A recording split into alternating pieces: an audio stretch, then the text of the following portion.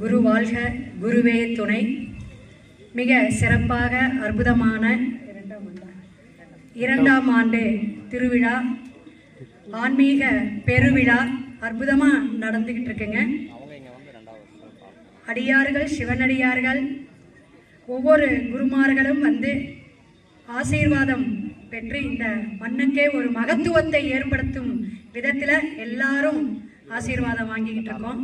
இப்பேற்பட்ட தருணத்தில் அம்மாவுடைய ஒவ்வொரு பாடலும் ரொம்ப ரொம்ப அருமையாக அற்புதமாக கண்ணீர் குரலில் அழகாக இருந்துச்சு.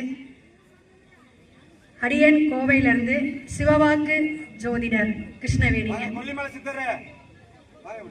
ஜோதிடத் துறையில் 20 ஆண்டுகளுக்கு மேலே பயணிச்சுட்டு இருக்கோம். நிறைய யூடியூப் சேனல், டிவி சேனல்லாம் பேசிகிட்டு இருக்கோம்.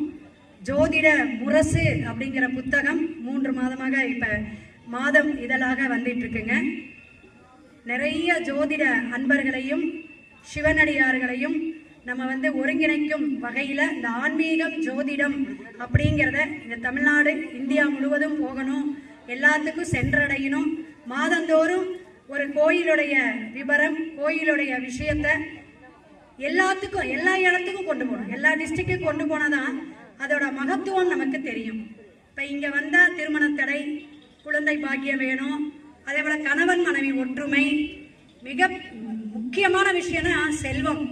நம்மளுடைய வருமானம் நல்லா நிலைக்கணும், அதற்கான நம்ம உழைப்புக்கு ஏற்ற ஊதியம் கிடைக்கணும். வருமானத்தை பெருக்கிறதுக்கு என்ன, செல்வம் வந்து நமக்கு கிடைக்கணும். நம்மளுடைய குடும்பத்தில் ஐஸ்வர்யமும் மகாலட்சுமியுடைய கடாட்சமும் கிடைக்கணும். அப்படின்னா ஒவ்வொரு நம்ம ஸ்தலத்துக்கு போகும்போது அப்போ நம்மளுடைய கர்ம வினை நீக்கணும். அப்படின்னா இது போல குரு கேதுவாக, சனி பகவானுடைய கேதுச்சாரமாக அம்மாஜி அவர்களுடைய இந்த சன்னதியை நம்ம கால் பதிச்சு நம்ம அவருடைய ஆசீர்வாதம் குருவருள திருவருள நம்ம பெற்றோம்னா நம்மளுடைய 9 நவக்கிரகமும் சிறப்பாக இயங்கும். இந்த இடத்த வந்து இந்த மண்ணை தொட்டு கும்பிட்டு போனாவே போதும்.